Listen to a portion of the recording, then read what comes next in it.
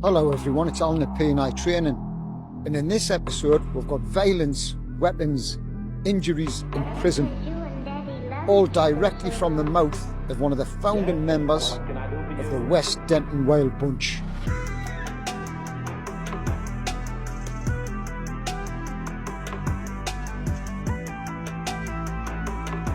In my last video I said that I thought the Long Benton Aggro boys, in my opinion, were the hardest gang that we came across in Newcastle.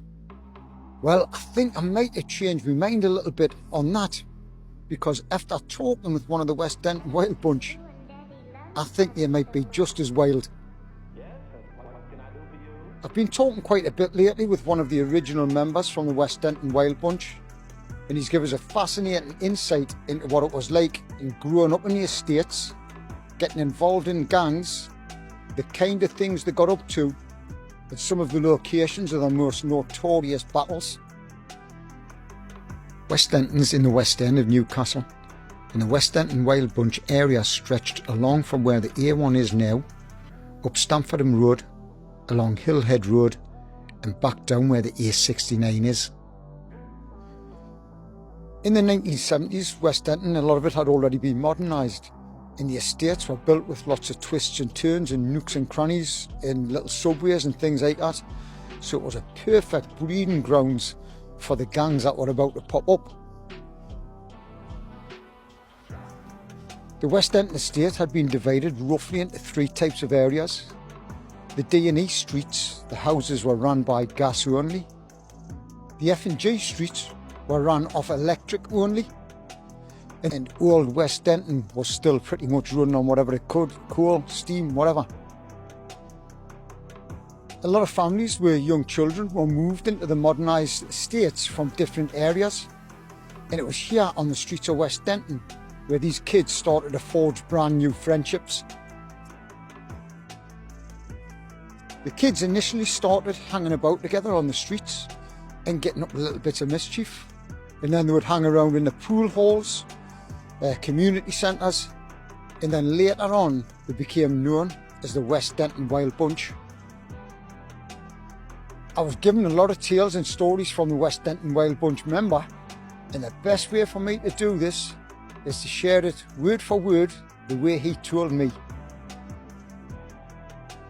By the time we started getting into proper trouble, we were in our late teens. One of the best fights we got into was when we all went down into the town next to where Old Top Shop was. There was kind of a seating area there which was just two walls next to each other.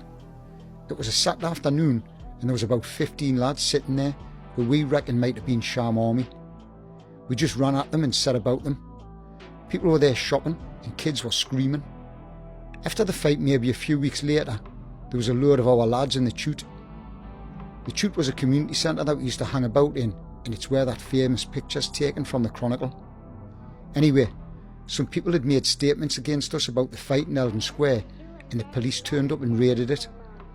They blocked all of the entrances and arrested a load of the lads. Some of us got remanded in Durham and it went to Crown Court. One of the lads called got 3.5 years in jail, I think. It was in the Evening Chronicle and got a decent write-up.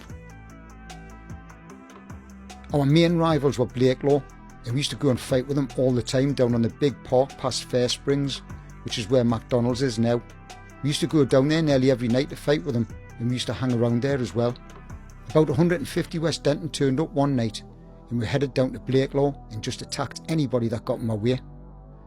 We got hold of quite a few of them and beat them up. Blakelaw then went and got a load of older blokes in their 30s to come and get with, so we all went back to West Denton. I watched your video last week about the Long Benton Aggro boys, and we used to fight with them all of the time. Some of the buses that came through West Denton were the 64 and the 65. They also came through Long Benton, so we would have loads of LBAB on the buses coming through West Denton to get to town, and would fight with them on and off the buses. The story about a lad getting run over happened when we stopped a bus that they were on, and we were fighting with them. One of their lads got chased up the bus and he climbed out the back window.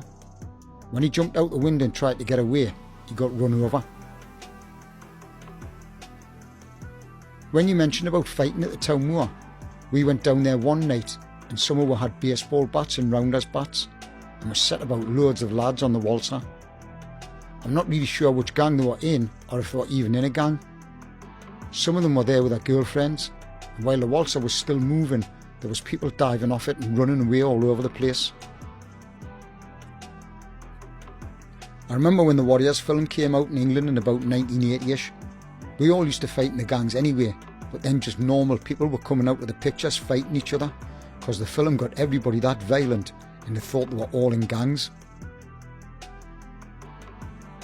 We used to go down to Blackpool every year, and we'd go to a bar called the Diamond, and it was like a country and western bar. The first time we went in there was already a group of skinheads in, so I just went over and punched one of them flush in the face. The place went up and there was tables and glasses flying everywhere, and it was like a proper Wild West saloon fight. Another time we went to Pontins in Southport, and we painted WDWB on one of the doors of the chalets. The year after, my mum and dad went to the same Pontins, and they were in the room next door. They came home and said to me, "You're a set of twats, you lot," because they'd seen WDWB written on the door next door. So not only were the West Denton Wild Bunch causing mayhem in the West End of Newcastle, they were also going on tour. The gang member gave us a few of his convictions of his DBS, which included the dates, so it pictures it at the exact time when it happened in the early 80s. His convictions included the following: